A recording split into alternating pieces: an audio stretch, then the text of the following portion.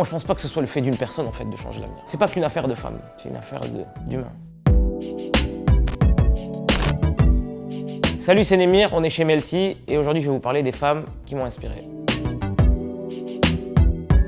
Ma maman, parce que je suis fils unique, j'ai un rapport très fusionnel avec elle et c'est un peu ma pote. C'est quelqu'un d'une autre tradition, etc. Mais il n'y a jamais eu ce rapport un peu de distance entre les générations et nos deux cultures, parce que moi je suis né en France, etc. Donc je suis pleinement imprégné de la culture française et ma mère, ça a été toujours quelqu'un d'ouvert, de tolérant. L'humour, la résilience, la capacité à se relever de tout. Ma mère, rien n'est un frein pour elle en fait. Rien n'est un problème, rien n'est négatif. Peut-être que le quart de son parcours m'aurait abattu. Pendant longtemps, elle pensait que j'étais super bénévole, j'étais là pour m'amuser, que je travaillais pas à côté. Et à un moment donné, j'ai commencé à lui expliquer que je travaillais vraiment. Et ensuite, quand j'ai commencé à sortir des disques, je lui ai souvent parlé des premiers revenus, etc. Et jusqu'à aujourd'hui, je pense qu'elle saisit pas vraiment, elle comprend pas. Et là, il y a pas longtemps, je lui ai dit que je voulais m'acheter un appart. Avec l'argent de la musique. J'ai dit ouais, avec l'argent de la musique et du travail et tout. Elle m'a dit un appart. J'ai dit oui. Et elle a réalisé que c'était peut-être un peu plus sérieux qu'elle ne l'imaginait. J'ai découvert tard Muriel Robin, tu vois, parce que c'était pas mon humour. Moi, je venais d'un délire de quartier, etc. Et Muriel Robin, les premières fois que j'ai regardé les sketchs, j'ai trouvé ça complètement étranger à ma culture et à mon environnement. Et le nom de Dieu! Si dans 10 jours, vous n'avez pas viré votre merdier, que tout n'est pas nickel, putain, ça va chier dans le ventilo!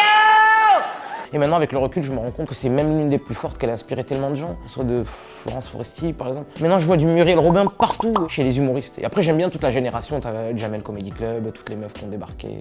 Même les Instagrammeuses aujourd'hui, c'est-à-dire qu'il y a pas mal de tribunes aujourd'hui pour pouvoir exister dans différents domaines artistiques. Il n'y a pas que la scène aujourd'hui. Et c'est ça qui est mortel. Quelqu'un que je respecte et dont j'admire le travail et que j'ai découvert il n'y a pas très longtemps, c'est une scénariste et actrice qui s'appelle Britt Marling et qui a fait une série qui s'appelle The OA, qui a fait un film qui s'appelait The Sound of My Voice. Et j'admire son travail à elle en particulier parce qu'elle est à l'origine de beaucoup de choses, c'est-à-dire elle écrit les scénarios, elle joue dans les films qu'elle écrit. Et c'est quelqu'un de profond mais qui va au bout de ses idées, qui n'a pas encore cédé à l'envie de brûler des étapes. Et moi j'adore et je suis pleinement sensible à son travail. L'annulation de cette série est un scandale d'ailleurs, je ne comprends pas qu'on puisse annuler la série la plus ambitieuse de Netflix, mais quelle bande de cons. Désolé, mais franchement, vous êtes des cons. C'est un scandale, rendez The OA, merde. À un âge où j'étais sensible au rap et qui m'a impressionné comme jamais, c'est Kazé. Artistiquement, sa famille, c'était La Rumeur, Cherio, tout ça. Et Kazé, pour moi, techniquement, c'est celle qui m'a marqué en premier. C'était complètement incroyable. Et le temps ne va pas mater ma personnalité. Il va tenter le tout pour le tout, mais je vais lutter. Même si longtemps j'ai été hanté, tourmenté, j'ai fait ça. Après, il n'y a pas énormément de rappeuses aujourd'hui. Il y a plus des chanteuses, rappeuses. Aujourd'hui, j'ai du mal à définir les styles, comme j'ai du mal à définir le mien aussi. Moi, je sais même plus si je rappe vraiment ou si je chante vraiment, je sais pas. En fait, des fois, quand j'ai trop de choix dans ma tête, c'est comme si j'en avais aucun. C'est comme si j'allais dans un magasin et qu'il y avait tellement de références de produits, et à la fin, je repars, j'achète rien parce que ça me prend la tête. Britt Marling, moi j'adore, c'est tout. Je suis désolé, quand je suis un fanatique, j'occulte tout le reste. Et là, en ce moment, je suis dans un fanatisme autour de Britt Marling et donc j'occulte un peu, toutes les autres actrices. J'arrive pas à me projeter sur cette question tellement j'ai l'impression que c'est pas possible. Autant dans un pays paradoxal comme les États-Unis, ultra conservateur, à des moments, tout est possible, alors qu'en France, ça ne l'est pas. Alors qu'on a quand même un progressisme quand même assez visible en France, on a une tradition des Lumières, où on raisonne intelligemment sur des questions depuis très longtemps, c'est quand même enraciné dans la culture et dans l'histoire de France, tu vois. Mais j'ai l'impression que c'est pas possible. Il y a un certain esprit conservateur très caché, peut-être moins visible qu'aux États-Unis, mais qui est des fois peut-être beaucoup plus puissant. Enfin, on va toujours trouver le moyen de descendre ça, de dire oh elle est folle, oh elle est fantaisiste, oh mais elle sera pas à la hauteur de telle ou telle mission. Non, on est loin.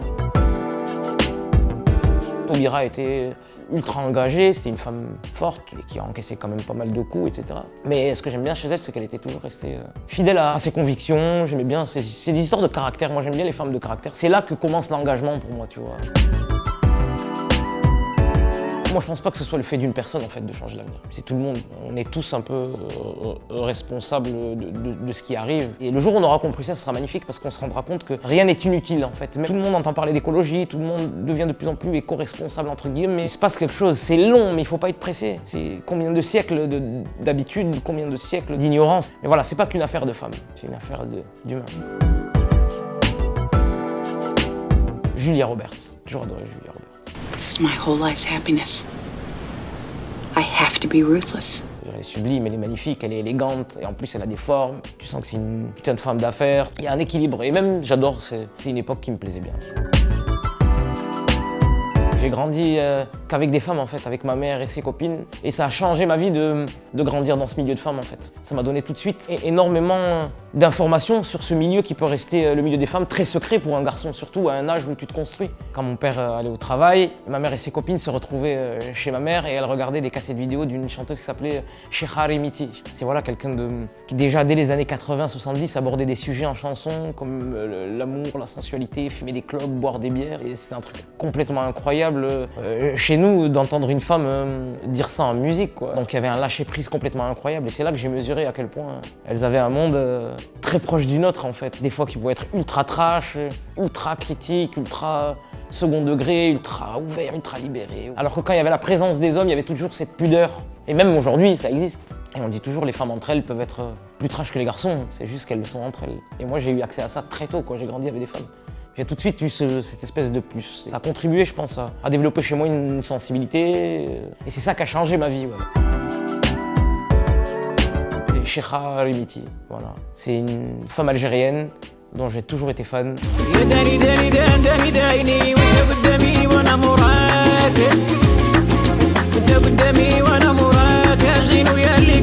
Une musicienne qui a toujours été libre, mais avant que ce soit à la mode d'être libre. Ce que j'appelle libre, c'est surtout elle a jamais eu peur du regard des autres, c'est ça que je veux dire. C'est qu'on peut critiquer, mais elle a jamais eu peur et les critiques ne lui ont jamais fait peur. Elle est toujours allée musicalement et même dans ses positionnements, ça a toujours été une femme qui a assumé pleinement son histoire de femme.